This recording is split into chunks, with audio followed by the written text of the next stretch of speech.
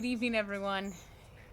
It is an absolutely fabulous evening here in Southern California, and we've had a full day in the sun. In fact, we've got a lot of sunburn that I'm covering up with this shirt here.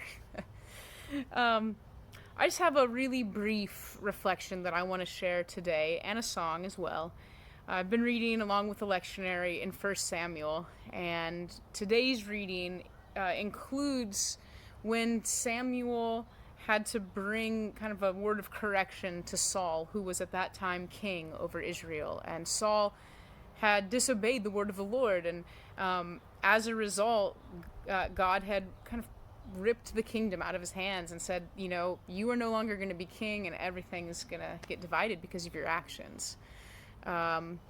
And then it says in chapter 16 of 1 Samuel, there's lots actually. The lectionary passage for today includes the choosing of David as king, anointing of David as king. We're not going to go that far. There's really just a couple verses that I want to focus on. But it says in chapter 16, verse 1, the Lord said to Samuel, "How long will you mourn for Saul, since I have rejected him as king over Israel? Fill your horn with oil and be on your way. I am sending you to Jesse of Bethlehem. I have chosen one of his sons to be king." And that phrase, when I was reading this morning, "How long will you mourn for Saul, since I have rejected him as king?" that really stuck with me, and I have been meditating on it all day long.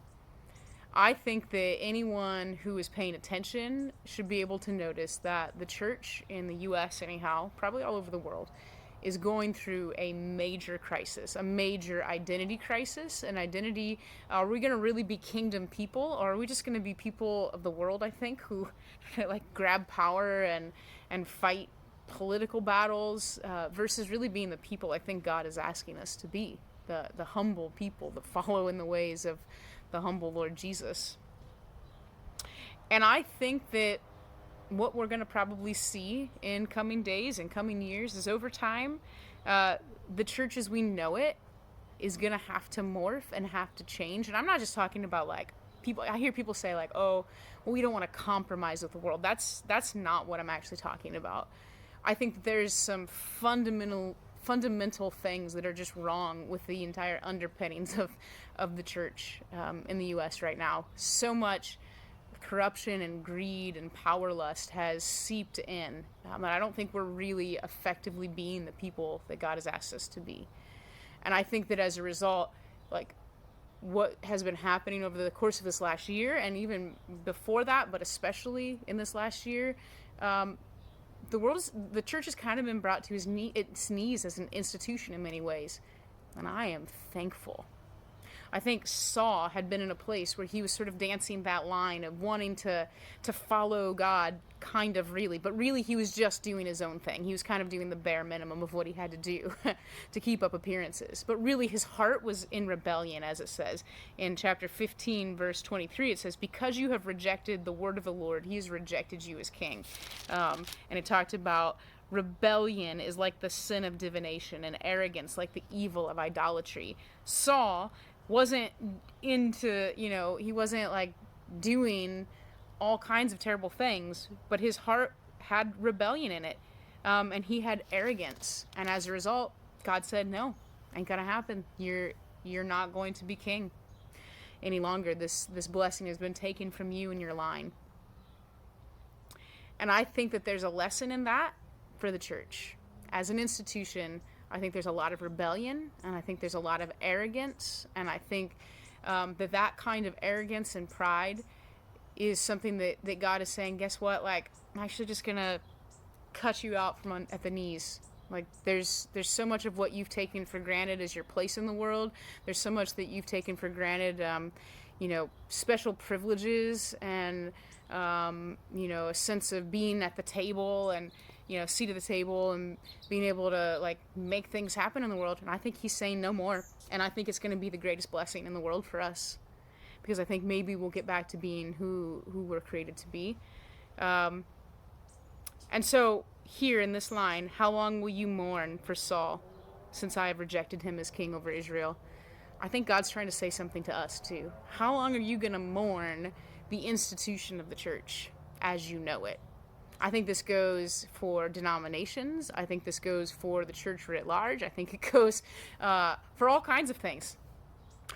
With the removal of Saul, it didn't mean the removal of God's plan for Israel. It meant the removal of a guy who was in charge of an institution. God had a huge plan already in mind.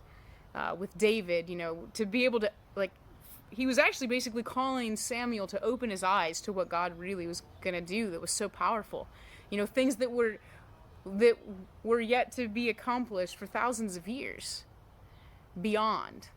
I mean, Jesus comes as the root of Jesse, right? I mean, some of these messianic prophecies.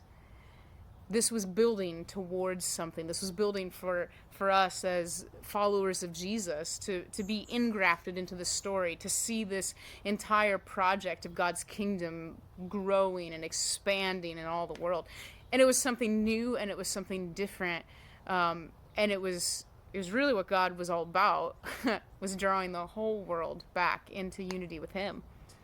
But in this moment, Samuel's eyes were so narrowly focused on the one thing that God had done in Saul, and the one thing that had been good at times, that he couldn't open his eyes to see how God was saying, yeah, but don't mourn for that any longer. It's time to start living into the new thing that I'm going to do.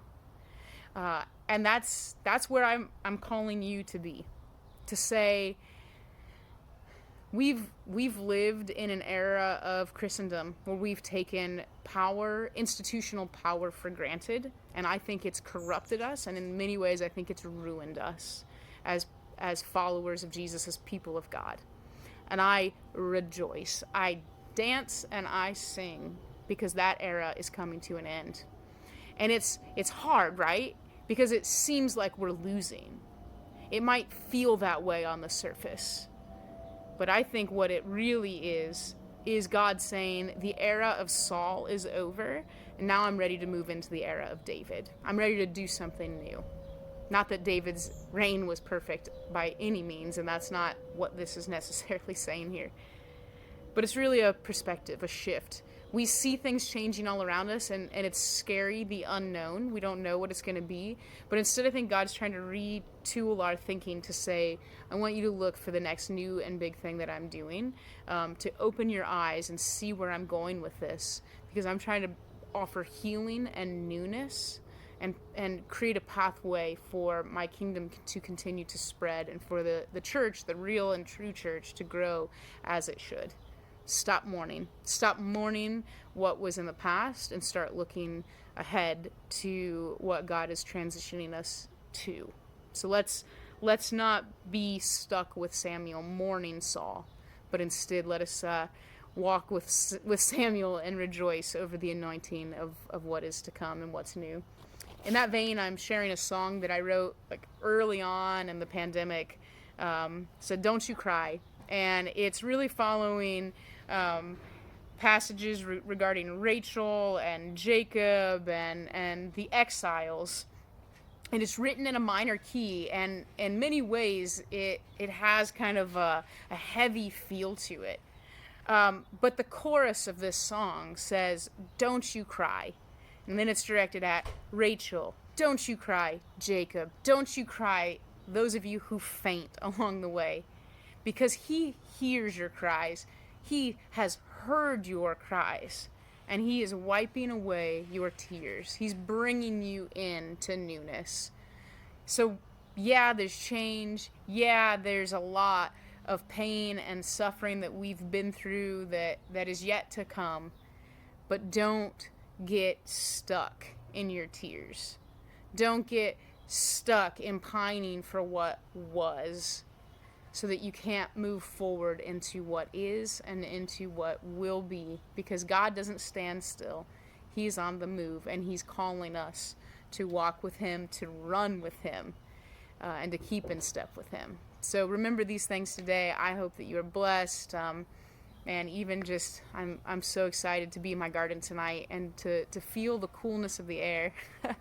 That reminds me of God's calming presence that is always with us and grounding us and guiding us. Take care, friends. So much love to you. Voice cries out in